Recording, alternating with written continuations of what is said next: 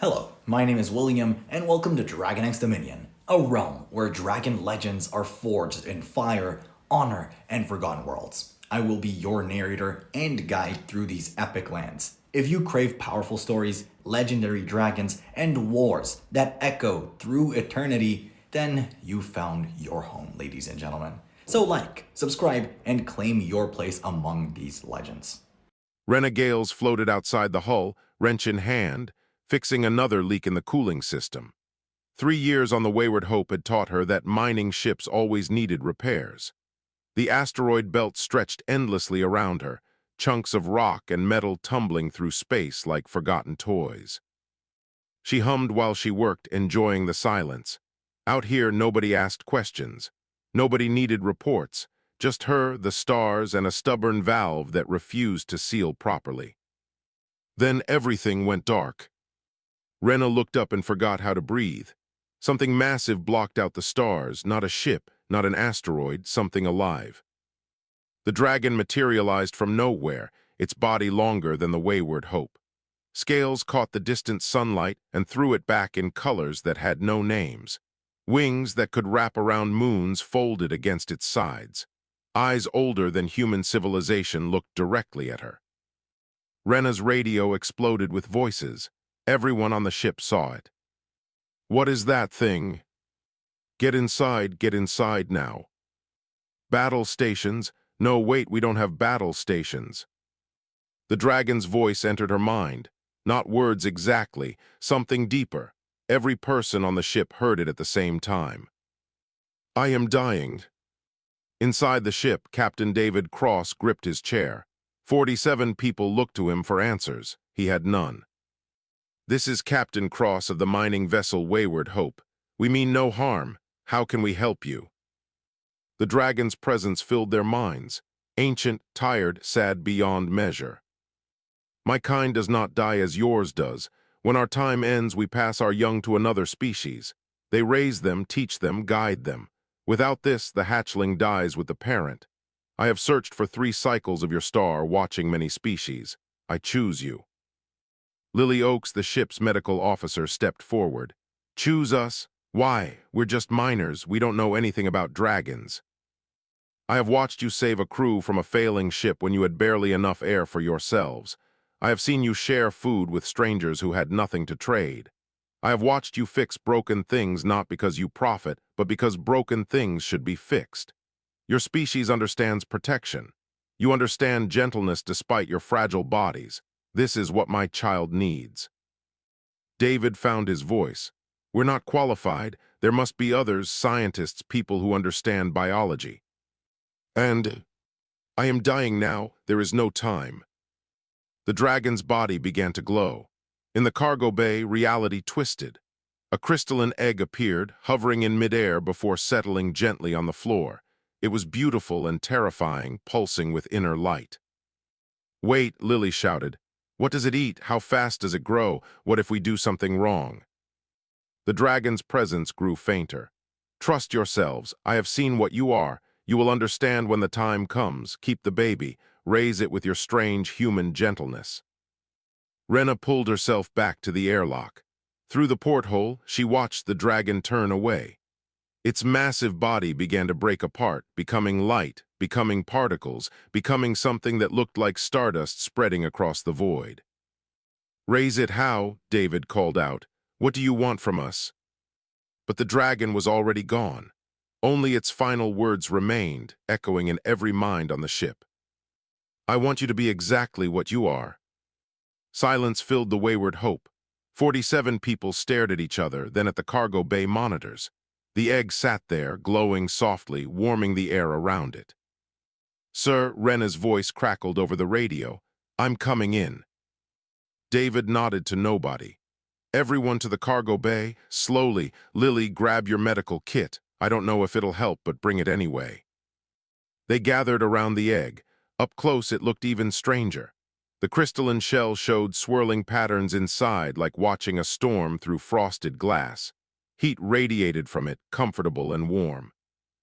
"It's already cracking," whispered Lily. She knelt down, reaching out slowly. "Look at the top." Fine lines spread across the surface. Something moved inside. Rena crouched beside Lily. Should we help it? I don't know. With Earth animals, you're not supposed to. They need to break out themselves or they're too weak. But this isn't an Earth animal. The cracks widened.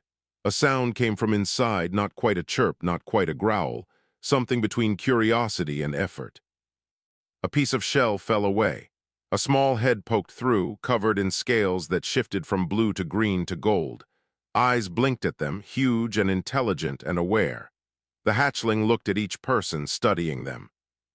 Then it pushed free completely, tumbling onto the floor with a soft thump. It was the size of a large dog, with wings folded against its back and a tail that curled. Around its body, the scales continued changing colors, rippling through shades they'd never seen before. "Hello," Lily whispered. The dragon hatchling tilted its head. Then it did something impossible. An image appeared in Lily's mind, not words, a feeling, curiosity, happiness, safety. She laughed, surprised. "It's talking to me, not with words, but I can feel what it's feeling." The hatchling took a step forward, sniffing at Lily's hand, then at Rena, then at everyone in reach. Each person felt the same sensation, a gentle touch against their thoughts, full of wonder and trust. David let out a breath he didn't know he'd been holding. "Well, I guess we're parents now." The hatchling made a sound, something between a purr and a hum. It looked satisfied, like it had found exactly what it needed. Nobody noticed the small ship watching from behind a distant asteroid, recording everything. 6 hours after hatching, the dragon had already doubled in size. Lily sat in the medical bay, watching the creature explore every corner of the room. It moved with purpose, examining equipment, sniffing at cabinets, occasionally projecting feelings of curiosity into her mind when it found something particularly interesting. "You're going to need a name," she said. The dragon looked at her. Colors rippled across its scales, settling on a warm amber that reminded her of firelight. "How about Cinder?" Lily offered. "It means something that's burned but still has warmth in it, still has the potential to become fire again." The dragon's response flooded her thoughts. Agreement, pleasure, the name felt right. Rena appeared in the doorway, holding a metal tray. "I brought lunch, for us anyway, still no idea what this thing eats." Cinder's head swiveled toward the tray. The dragon moved closer, sniffing. On the tray sat Rena's sandwich, a cup of coffee, and a broken wrench she'd been meaning to fix. Cinder ignored the food. Instead, the dragon picked up the wrench with remarkable delicacy, holding it between two claws. The creature studied it, turning it over. Then Cinder ate it. "Wait, no." Rena lunged forward, but the wrench was already gone, crunched between powerful jaws like candy. The dragon projected pure satisfaction. Delicious. Lily and Rena stared at each other. "It eats metal," Rena said slowly. Cinder burped, a small flame flickered out. "Okay then," Lily made a note on her tablet. "Metal. Diet, that's actually helpful. We're on a mining ship, we have plenty of metal." Over the next 2 days, they learned more. Cinder preferred certain metals over others. Iron was okay. Copper was better. Rare minerals were apparently the dragon equivalent of candy. The creature also needed water, lots of it, and seemed to absorb energy directly from the ship's power cells when sleeping nearby. But the growth rate worried everyone. David called a meeting in the common room. Cinder had grown from dog-sized to pony-sized in just 48 hours. At this rate, the dragon would outgrow the ship within a month. "We need to make decisions," David said. "This is bigger than us. Maybe we should contact the colonial authority, find experts." "No," Rena's voice was firm. "The Dragon King chose us, not scientists, not governments, us." "But we don't know what we're doing," argued Marcus, one of the miners. "What if we mess this up? What if it gets hurt because we're too stupid to care for it properly?" Cinder, who had been lying quietly in the corner, raised its head. Feelings washed over everyone in the room, not words but meanings. Safe, home, family. Lily wiped her eyes. "It understands us, not just our words, our feelings, our intentions." That's exactly my point, David said gently. This creature is too important for us to risk. We're minors, not nursemaids to cosmic beings. Alert klaxon shattered the discussion. Emergency broadcast, the computer announced. Distress signal detected. Research Station Outpost 7, hull breach, pirate attack, requesting immediate assistance. David pulled up the location, 2 hours away at full burn. He looked at his crew, then at Cinder. We're the closest ship, he said quietly.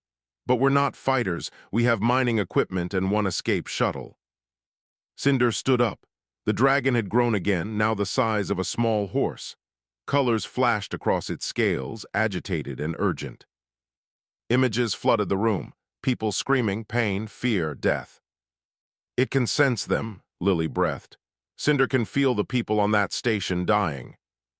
We have to help them, Rena said. That's what humans do. David made the decision. Set course for Outpost 7, all speed, everyone suit up, we're going to do what we can. The Wayward Hope burned hard toward the research station. On the view screen, they could see 3 pirate vessels surrounding the damaged outpost.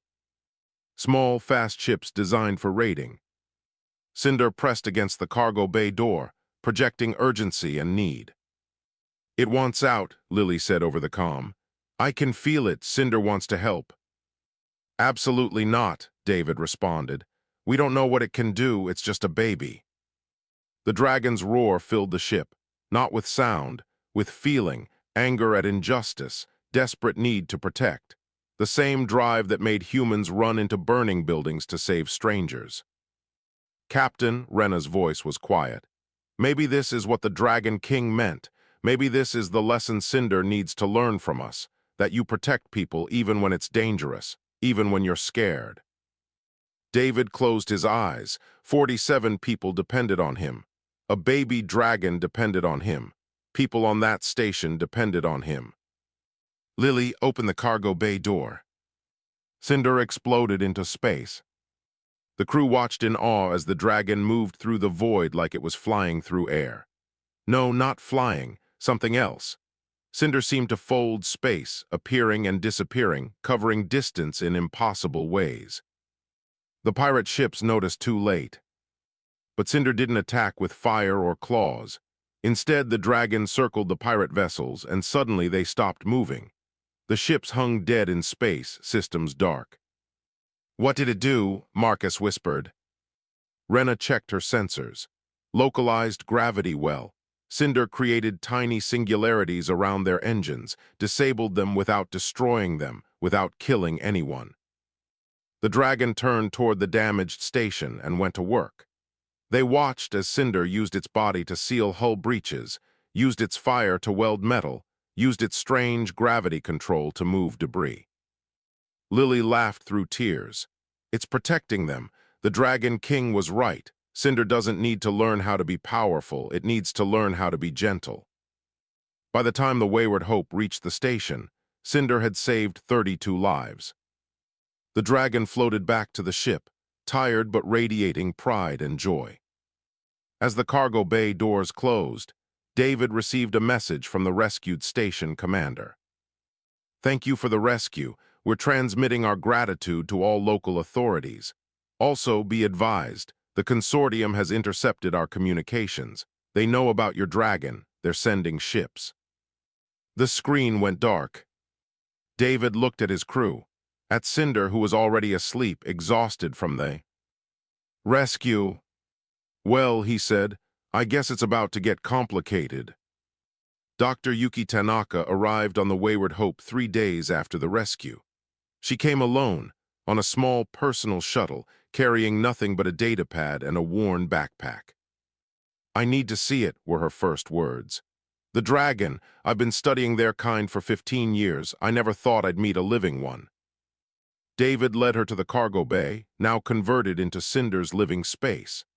The dragon had grown again, now the size of a transit bus, scales gleaming in the artificial light.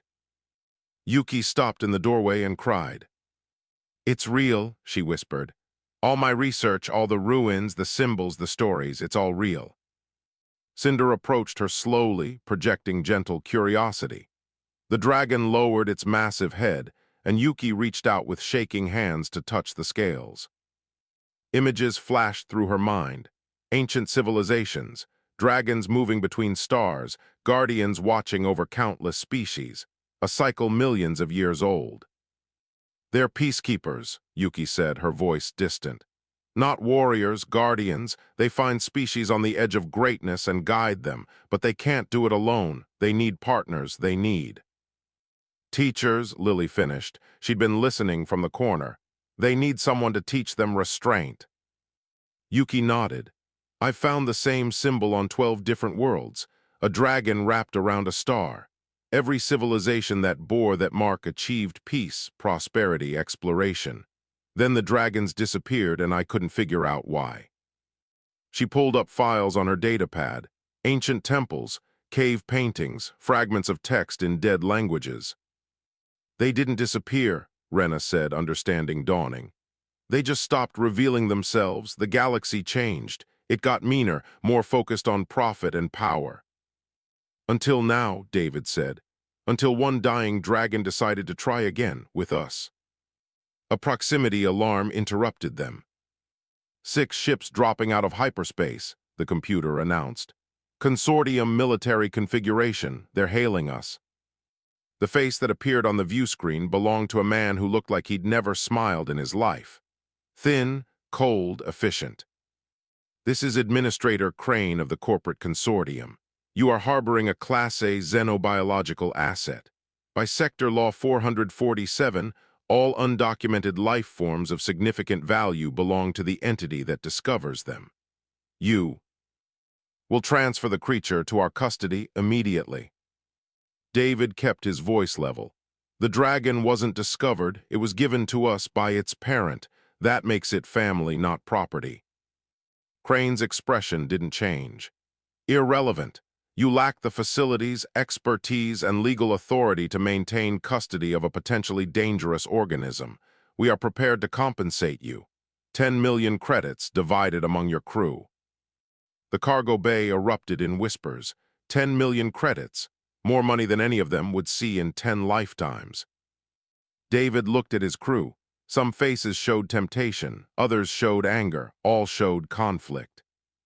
Cinder made the decision for them. The dragon's presence filled every mind on the ship, stronger than ever before. Not just feelings this time. Actual words transmitted with perfect clarity. "I will not go with them." The crew stared. Cinder had never spoken in words before. "You can speak," Lily gasped. "I have been learning, listening, watching how you use words to share thoughts. Now I share mine." The dragon's massive head swung toward the view screen. "I choose to stay with my family, not because they own me, because they taught me what it means to choose." Crane's face hardened. "The creature is clearly intelligent. That makes this a custody case, not a property dispute. However, you are unfit guardians, you're minors. What can you possibly teach it?" Rena stepped forward. "We can teach it that power isn't about domination. That protection doesn't mean control. That the strongest thing you can do is help someone who can't help you back." "Sentimental nonsense," Crane said. "You have 6 hours to reconsider. After that, we will take the dragon by force. You cannot fight 6 military vessels with a mining ship. Be reasonable." The screen went dark. Silence filled the room until Marcus spoke up. "He's right about one thing. We can't fight them. Even with Cinder, we're outgunned." "Then we don't fight," David said. "We do what humans do best. We get creative." Rena grinned. "I like where this is going." For the next 4 hours, the crew of the Wayward Hope worked frantically. Yuki provided the key piece of information they needed. "The Dragon King's transfer was legal," she explained, pulling up galactic law databases. "When a sentient being designates guardianship of their offspring to another party, that transfer supersedes salvage rights discovery, claims, and corporate charters. It's one of the oldest laws in the galaxy, designed to prevent kidnapping." "So we have a legal case," David said. "More than that," Yuki continued. "The transfer was broadcast across subspace. I have the recording. The Dragon King's final words were witnessed by everyone in this sector. That's a legally binding declaration of intent. Lily saw the plan forming. We make this public. We turn it into a story people care about. Exactly, Rena said. Crane is counting on us being isolated, but what if we're not? They recorded everything. The Dragon King's arrival, the hatching, the rescue at Outpost 7, Cinder learning to speak, the crew's decision to refuse the money. Lily recorded the final message, with Cinder beside her. My name is Lily Oaks. I'm a medical officer on a mining ship. 6 days ago, a dying dragon gave us the greatest gift anyone could receive, trust. It saw something in humanity worth preserving, worth teaching to its child. The consortium sees a weapon, a resource, something to own and control, but that's not what this is about. This is about a parent's final wish. This is about a family choosing each other. This is about what we value as a species. Do we value power or do we value trust? Cinder spoke directly to the camera. I am not a weapon, I am not property, I am Cinder, and I choose my family. They broadcast it everywhere. Every news network, every social media platform, every independent channel they could find. The response was immediate and overwhelming.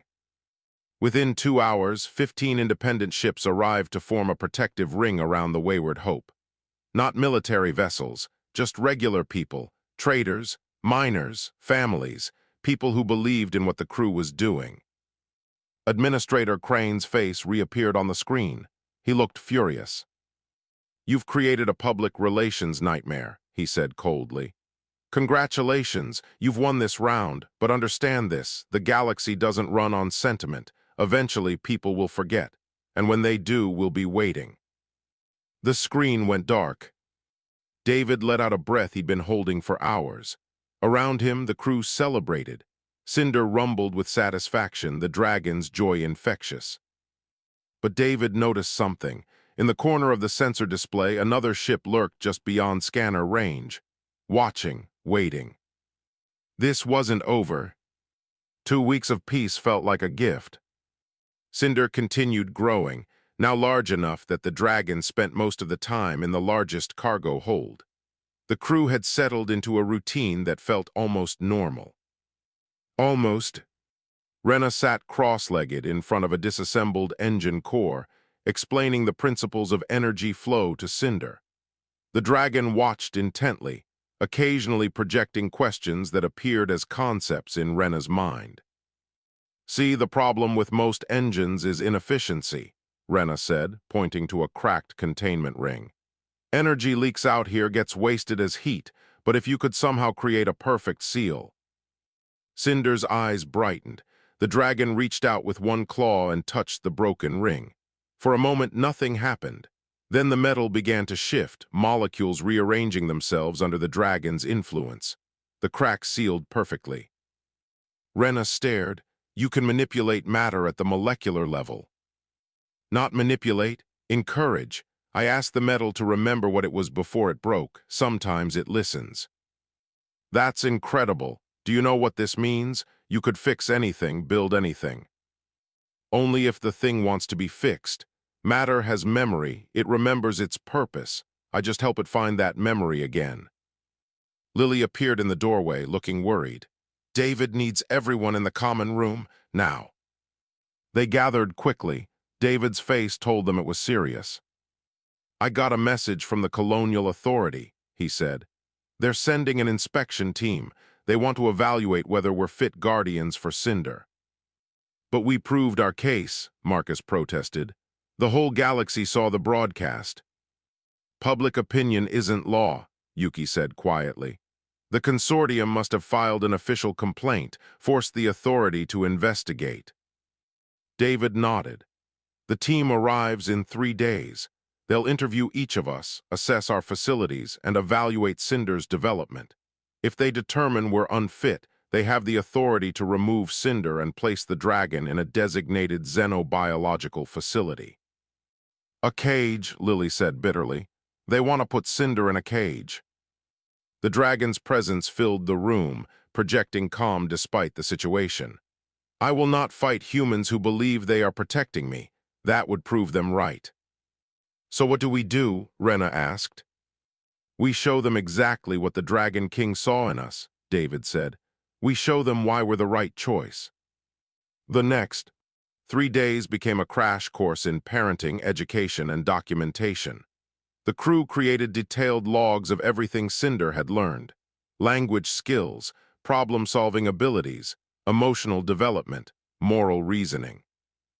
Lily organized lessons in human ethics and history. She showed Cinder recordings of human achievements and failures, explaining why both mattered. This is the Second World War, she explained, showing archive footage. Humans fighting humans, millions dead, one of our darkest moments. Why show me your shame? Cinder asked. Because understanding shame is how we learn not to repeat it. We don't hide our failures, we study them. We remember them so we can be better. Rena taught engineering and creative problem-solving. She gave Cinder broken equipment and watched as the dragon found solutions that no human engineer would have considered. David taught strategy and decision-making. He presented Cinder with ethical dilemmas, scenarios where every choice had consequences. 3 ships are in danger, David said. You can only save 2. How do you choose? I save the 2 closest. Then I try to reach the 3rd before it's too late. But what if you can't reach the 3rd? Cinder was quiet for a long moment. Then I live with that failure, and I work harder to be faster next time. Accepting limitations is not the same as accepting defeat. David smiled. You've been listening to Lily. I listen to everyone. Each of you teaches me different wisdom. Together you make me whole. When the inspection team arrived, they found something unexpected.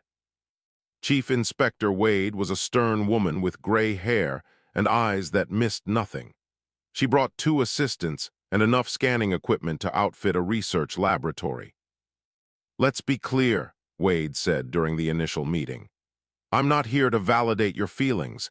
I'm here to determine if this creature is safe, properly cared for, and receiving appropriate developmental support. Sentiment has no place in this evaluation. Understood, David replied. Wade spent 2 days analyzing everything. She interviewed each crew member separately. She ran medical scans on Cinder. She reviewed every log, every lesson plan, every interaction record. On the evening of the 2nd day, she asked to speak with Cinder privately. Lily protested. The dragon is part of our family. We should be present. If Cinder is truly developing autonomy and intelligence, then the dragon deserves privacy for this conversation, Wade said. Unless you believe Cinder needs protection from a simple interview. Cinder settled the matter. I will speak with Inspector Wade alone. I am not afraid. They talked for 3 hours. Nobody knew what was said. When Wade emerged, her expression was unreadable. She gathered the entire crew in the common room. I've completed my evaluation, she began.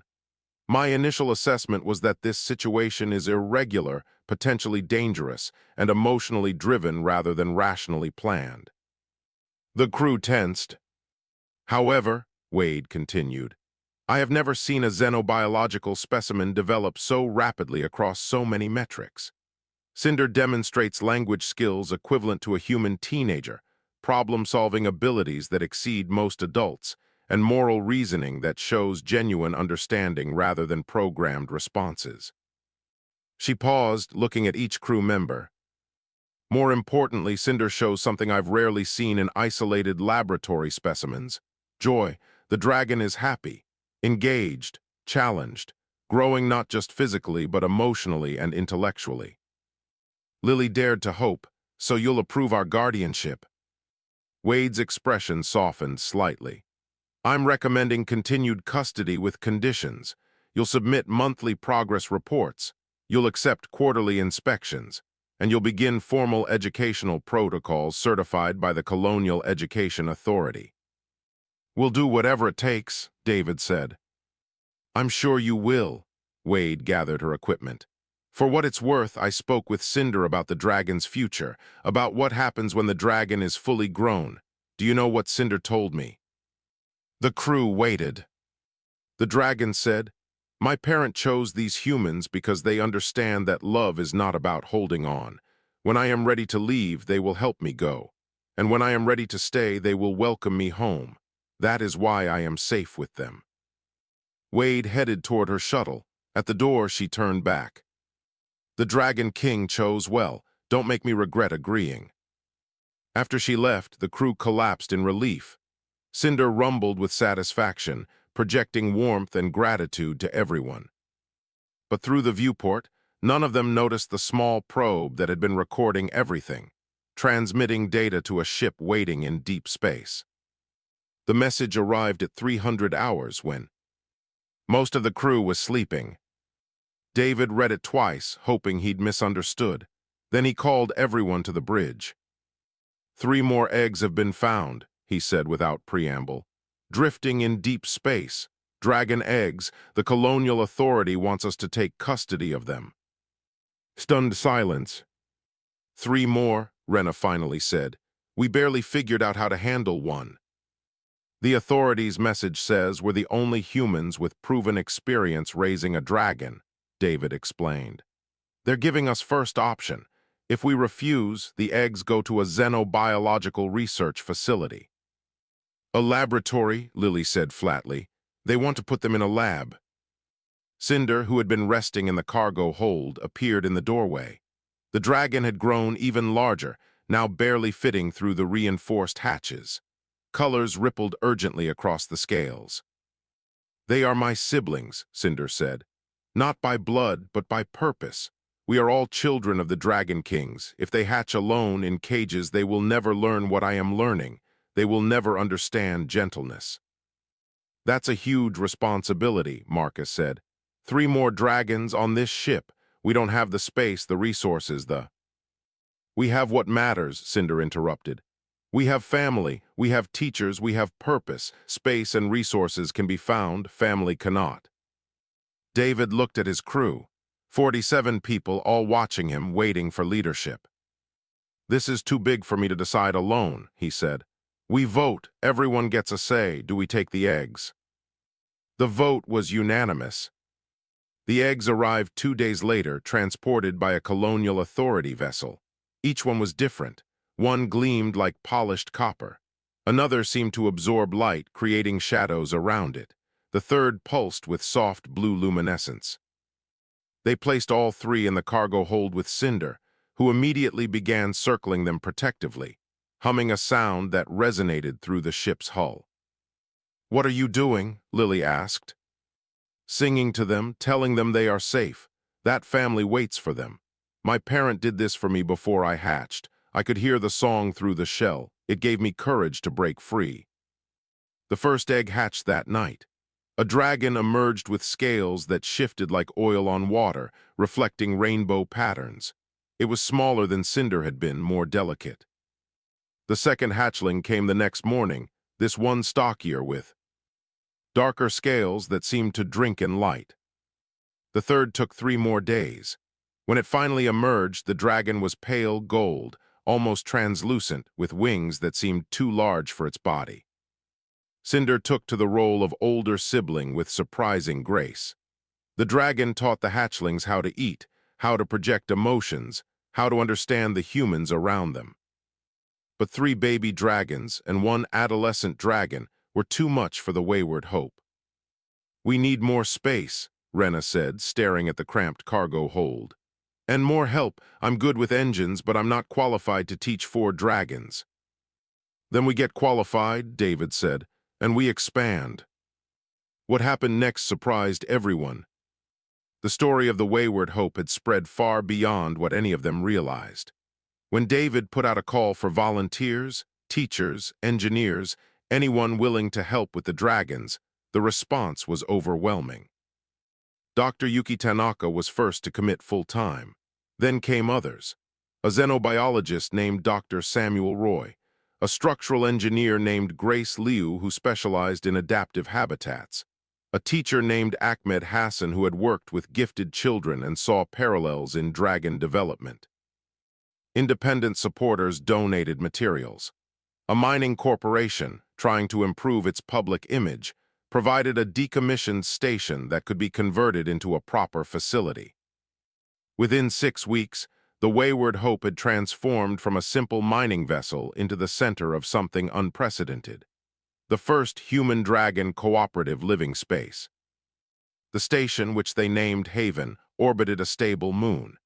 It had room for the dragons to grow, facilities for learning, and quarters for the expanding crew. Cinder thrived as teacher and guardian. The young dragons learned quickly, each developing their own personality. The rainbow-scaled dragon, whom Lily named Prism, showed exceptional talent for understanding energy patterns. The dark-scaled dragon, called Shadow by Rena, demonstrated incredible spatial awareness. The gold dragon, whom Ahmed named Dawn, had an intuitive understanding of emotions that sometimes surpassed even Cinder. But not everyone was happy about these developments. Administrator Crane returned, this time with legal documents instead of warships. "You've created an unlicensed xenobiological facility," he said on the view screen. "You're operating outside colonial authority regulations. You're housing 4 potentially dangerous organisms with inadequate security protocols." "We passed the authorities' inspection," David countered. "That was for 1 dragon. 4 changes the equation entirely. I'm filing for an injunction. Either you accept consortium oversight and funding, or you shut down this entire operation." "Oversight means control," Yuki said. "You want to own them." "I want to ensure public safety. 4 dragons in 1 location, that's a potential catastrophe. Unless, of course, you accept proper supervision and adequate compensation." He named a figure that made everyone's breath catch. Enough money to fund Haven for decades. Enough to hire the best teachers, build the best facilities, provide everything the dragons could need. All they had to do was accept consortium control. The crew gathered after Crane ended the transmission. 4 young dragons watched them with intelligent eyes, understanding that something important was being decided. "We could do a lot of good with that money," Marcus said quietly. "Build something really special here." "Under their terms," Rena said, "following their rules, teaching what they want taught."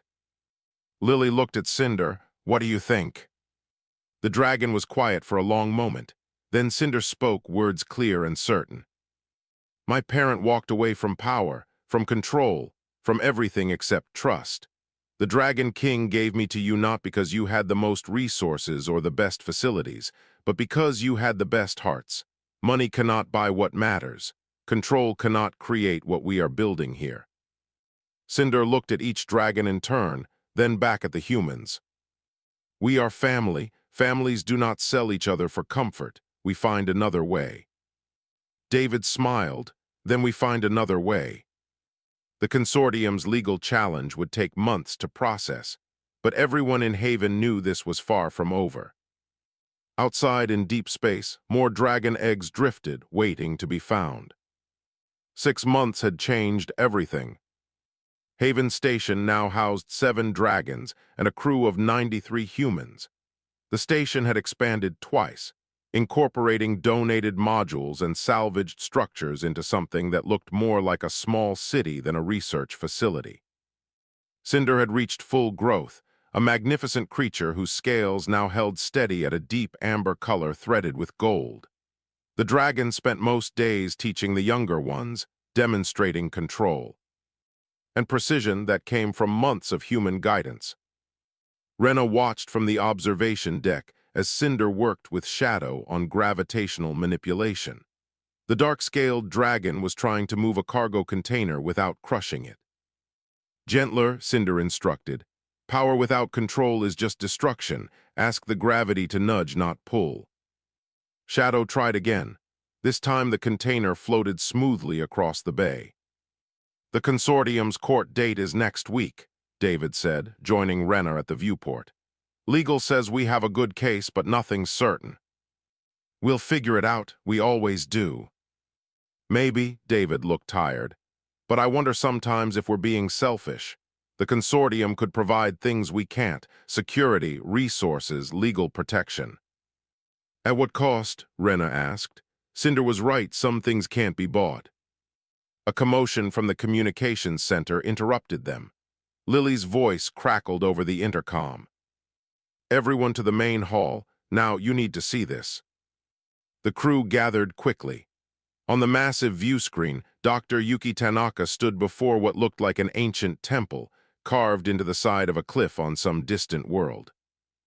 I've been following leads from the archives, Yuki said, her voice shaking with excitement. The symbol we found before, the dragon wrapped around a star, it appeared on 37 different worlds spanning millions of years. But I found something else. Instructions, a message left behind by the Dragon Kings. She activated a hologram. Ancient text appeared along with a translation.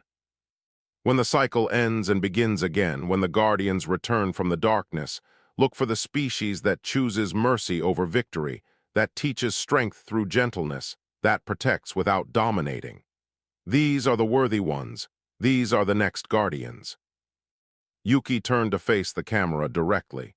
The Dragon Kings didn't just choose random species to raise their young. They were selecting partners, species that could help them maintain peace across the galaxy. Humans aren't caretakers. We're being evaluated as equals.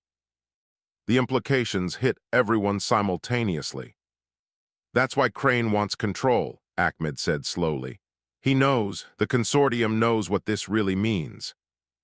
David felt something click into place. A partnership with dragons would change the balance of power in the entire sector, maybe the entire galaxy. That's exactly what they're afraid of, Yuki said. Not that dragons are dangerous, but that humans and dragons together might be too powerful for the consortium to control. Cinder entered the hall, followed by the 6 younger dragons. They moved with coordinated grace, evidence of months of training and bonding. My parents saw the future, Cinder said. Not just my future, the future of both our species. Humans have what dragons lack: adaptability, creativity, emotional depth. Dragons have what humans lack: power, longevity, cosmic perspective. Together we could be what the galaxy needs: protectors, mediators, bridges between species. The youngest dragon, Dawn, spoke for the first time in front of the entire crew. Is that what you want us to become? Warriors. No, Lily said firmly. That's exactly what you should not become. The galaxy has enough warriors. It needs guardians, people who protect because it's right, not because it's profitable. Then that is what we will be, Dawn said simply. The court date arrived with unexpected news. Administrator Crane withdrew his challenge completely. No explanation, no negotiation. He simply dropped the case and disappeared from public view. The crew celebrated cautiously until Yuki uncovered the reason. Look at this. She pulled up news feeds from across the sector, story after story about Haven, about the dragons, about human-dragon cooperation. Public opinion had shifted so dramatically that any attempt to interfere would have been political suicide. We won by being exactly what we are, Rena said. Transparent, honest, focused on doing right instead of doing well. But the real surprise came 3 days later. A massive ship appeared at the edge of the system. Not consortium, not colonial authority, something older. Something that registered on sensors as energy patterns rather than solid matter. David prepared for the worst. Then the message came. I am Aurelia, Dragon Queen of the Far Reaches. I have been watching. Your Dragon King chose wisely. On the view screen appeared a dragon that made Cinder look small, scales like molten platinum, eyes that held the light of stars. 300 cycles ago, the galaxy turned away from balance, Aurelia said.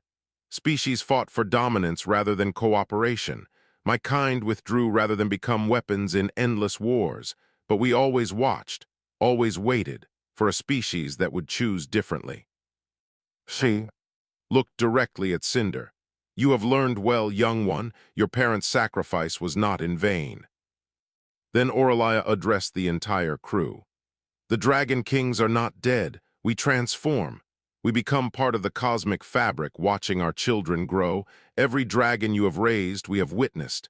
Every lesson you have taught, we have recorded. Every choice you have made, we have judged.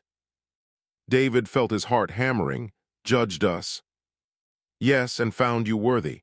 Humanity is invited to join the ancient compact, not as servants, not as masters, as partners.